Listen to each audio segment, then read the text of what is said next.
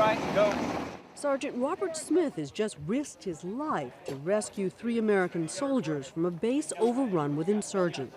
Smitty, give a report to him. Pulse oxygen at about 85. When Smith's Army medevac unit landed on the battlefield, the fighting had just stopped, but the base was on fire. Back up. They're only designed to take 2 critical at one time, and I just gave them 3. So it's a madhouse in there.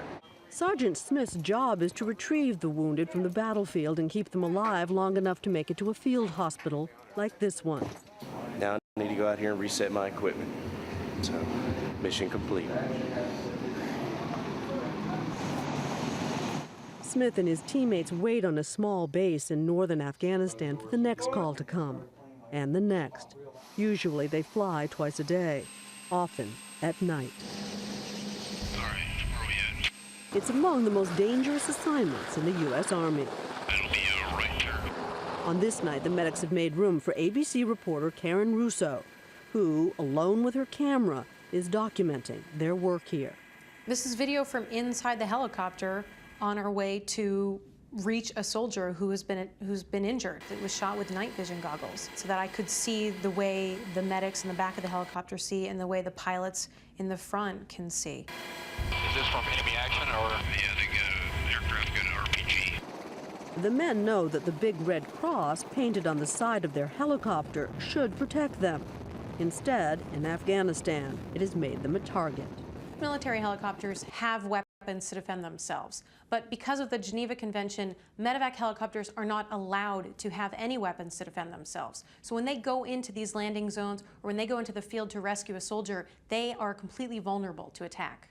On this night, it's so dark, the pilots must use flares to light up the sky so they can actually see the treacherous mountain terrain they're flying over. And it's hard to see. The pilot calmly announces the fighting is still going on. All right, expect gunfire. They're lighting them up there. You see that, Russo?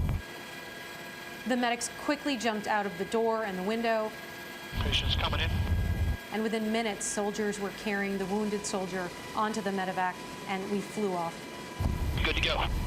For the most part, they are doing this medical work by touch. Dr. Brendan McCriskin says it's the toughest medicine he's ever practiced. I call it sensory-deprived medicine. I mean, you can't hear your patient. At night, you can't see your patient. You have a pen light in your mouth, maybe. Patients can't hear you very well. It is difficult to feel, a pulse, for example, when the helicopter's vibrating and, the helicopter may be banking side to side. Yeah, they're probably going to amputee. Definitely, man, if we do get a chance to shut. It all happens very quickly. Down the right, go. The mission this night took 33 minutes. You want to go, Doc? Yeah. All right.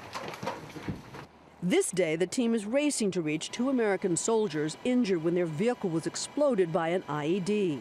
Their Blackhawks dive out of the sky directly into hostile territory.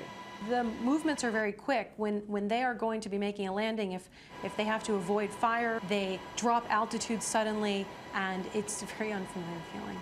On one of the first missions I was on, I almost felt like it was out of nowhere, but the pilot just suddenly banked so hard to the left that I was, almost sideways, and I had to catch myself for a minute because I'm trying to film, and I suddenly realized that we were over. As soon as they landed, the soldiers on the ground immediately helped the wounded onto the helicopter. Once they were on the copter, the doctor and the medic started taking care of their injuries. The wounded were then brought to the nearest field hospital. In all, it only took a matter of minutes, life-saving minutes. 1 minute loss of consciousness, complaining of mid-thoracic back pain, also right ankle pain, left elbow pain. Has been hemodynamically stable for us. C-spine precautions, IV placed at 4 milligrams of Zofran, nothing else. Yeah, I can't see anything more satisfying than to try to help somebody who's dying. Carlos Hernandez has seen plenty of death. He used to be a tank gunner. Now he's a medevac pilot. Now I'm trying to save him. You're redeeming yourself. Yes, I am. It's the yin and yang, I guess. That's what I call it. Hernandez flew the medevac mission to evacuate the wounded from the most deadly attack in a year. Before dawn on October 3rd, a very small American base was attacked by several hundred insurgents. They were able to breach the wire, they were able to disable the mortar system, and the Americans were fighting, but it was very clear that they were outnumbered. We've got 3 critical patients and about 9 ambulatory patients. We're going to do a night insertion, try and get as many of these guys out as we can. Once we're on the ground, we're going to have to get in and out very quickly because the enemy has a very good vantage point from us from the high ground down. When we went on the rescue, I think my nose was assaulted by the smell of burning pine. It was a base that was under attack, that was completely on fire, and the smell was intense.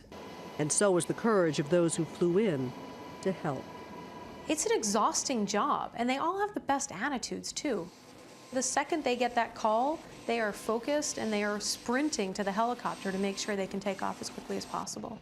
I am now out of this area, but they're going to be there another 12, possibly 15 months, and they're doing it every single day.